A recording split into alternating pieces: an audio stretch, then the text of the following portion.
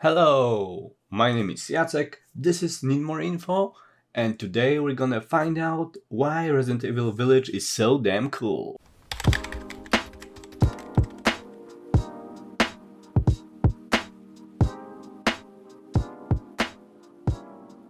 I think most Resident Evil fans would agree that after Resident Evil 6, the franchise was kinda in trouble.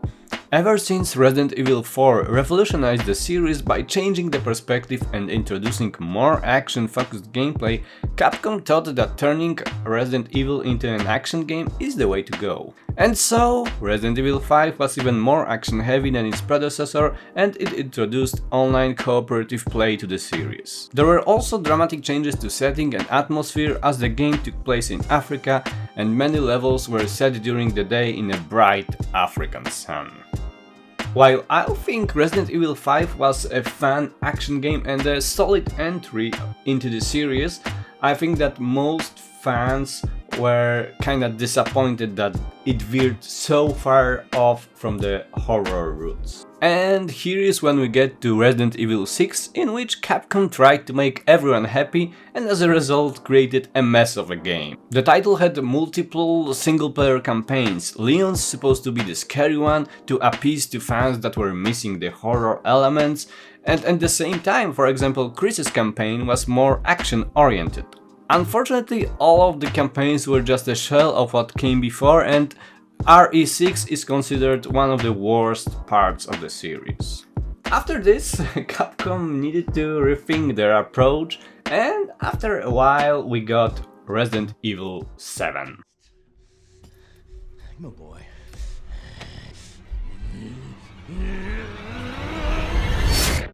Welcome to the family, son. Which was actually very good and very well received, and this was actually the breath of fresh air that the series needed. The game used an FPP camera, so it felt more intimate. There was a brand new story along with the new main character. It was sort of a reboot that Capcom still managed to tie in with the other games. RE7 was great, it had slower pace, horror ambience and a brand new setting for the series that I think worked quite well. If exploring disgusting house of a redneck family from Louisiana is not scary, then I don't know what is. After playing through RE7 and loving it, I wondered where Capcom can go from here, and in 2021 I got the answer. Well, Ethan Winters. You escaped my little brother's idiot games, did you?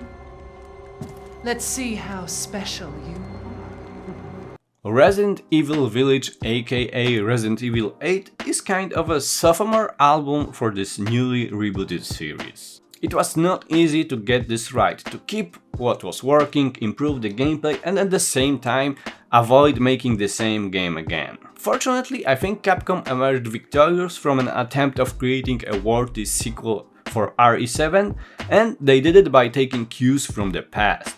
RE Village feels heavily inspired by RE4 in terms of gameplay changes and also when it comes to setting. But let's set one thing straight.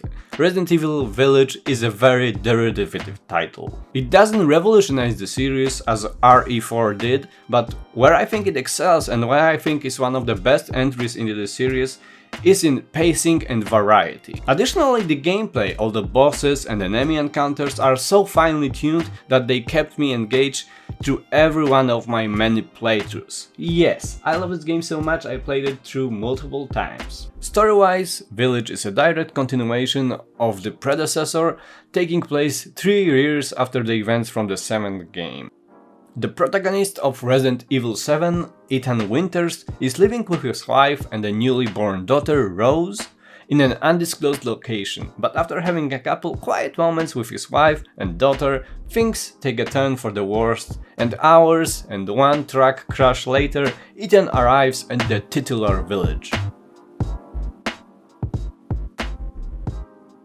Village is actually not just a great and atmospheric location that instantly sets the tone for the whole game, it also serves as a hub for the whole experience.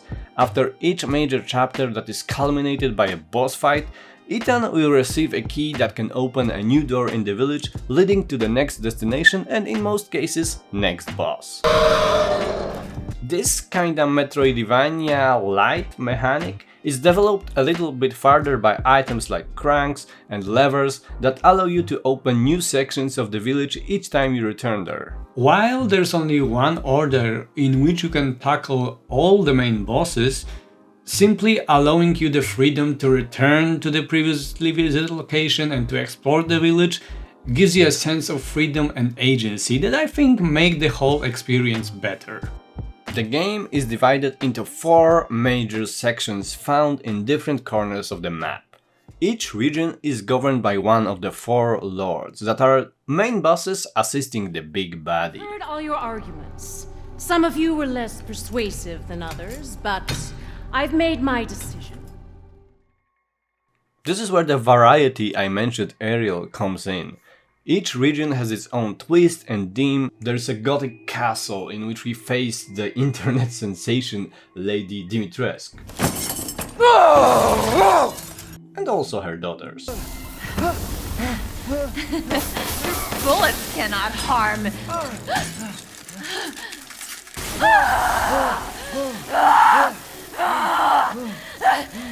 You stupid man thing! There's a haunted house, home of the Dollmaker. There the game turned into something similar to Outlast, as we are stripped of our weapons and we are put into a creepy cellar hiding from one of the scariest creatures I ever saw. Seriously, I played to this game multiple times and every time I get to this section I need to pause every few minutes just to calm myself down. I don't want to spoil everything the game has to offer, but suffice to say there's a lot of variety here. RE Village varies its pace, location and the intensity of the encounters brilliantly. Every fight with one of the lords... I don't know why they're called lords, because basically there are 2 women there, so they need to rethink that, but that's what they're called. So yeah, every fight with one of the lords is unique, and I love that. In some ways, it managed to do what Resident Evil 6 aimed to do, have something for everyone, only Resident Evil Village does it better, because Capcom found a way to connect all those different experiences into one cohesive whole. I've been waiting for you, Mr. Winters. How do you know my name? Anyone who is anyone has heard of the likes of you. A hero searching for his daughter. Though I must say, that castle arouses suspicion. As I mentioned earlier, Resident Evil Village is not a revolutionary game. This is a survival horror FPS. Similarly to what Resident Evil 4 did with the series, Resident Evil Village kinda does that for Resident Evil 7. It is definitely a more action-heavy game. And just like in RE4, there's a merchant, and this time they tried to make him into a real character, you know, not just a meme. Got something that might interest you.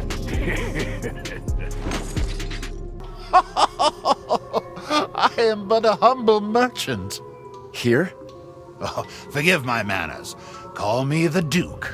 Now to business. And I think they succeeded. Basically, the merchant serves as a mobile shop that shows in various places of the map. In the shop you can buy ammo and healing items and upgrade your weapons. In addition to helping you by selling you stuff, the merchant also becomes integral part of the story at one point. On a default difficulty level, ammo drops quite often and situations in which you are left with just the knife are rare. This is not to say there aren't any tense encounters. Some fights, especially with larger groups, really force you to use all your weapons wisely, supplementing your tactics with things like grenades or mines. In between the combat scenarios, some light puzzles and exploration sections are placed to break up the pace. The staples of the series like inventory management, conserving ammo, collecting herbs and gunpowder are definitely present here, but they are definitely tweaked to be more lenient and allow for more mistakes. But fear not, there's a hardcore difficulty level for those of you who want more Resident Evil in their Resident Evil game. There. She's asleep. What is with the creepy story? She's only 6 months old. Woman at the store said it was traditional. Story, I think, is the weakest part of the whole package.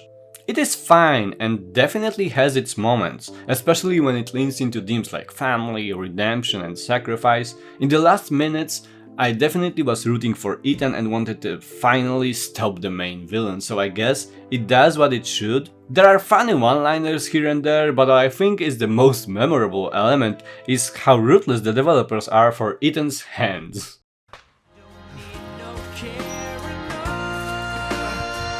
Cause you had a bad day, you take one down, you sing a sad song just to turn it around. You say you don't know, you tell me don't lie, you work and a smile and you go for a ride. You had a bad day, the camera don't lie, you're coming back down and you really don't mind. You had a bad day, you had a bad day. While the story is mostly forgettable, it is elevated by cool villains and the setting. Together, all those elements eventually create something that is truly memorable and also replayable. Resident Evil Village is one of those games that doesn't do anything new or innovative, does not move the medium forward, but at the same time shows you can still breathe a new life into things that you have seen and played 100 times. It is great and fun survival horror game set in engaging Gothic-inspired locations. The Capcom didn't invent the wheel here, but they just finely tuned what they know and do the best. This game is also extremely fun to replay and get good at, and if for some reason you haven't played it yet, maybe you should.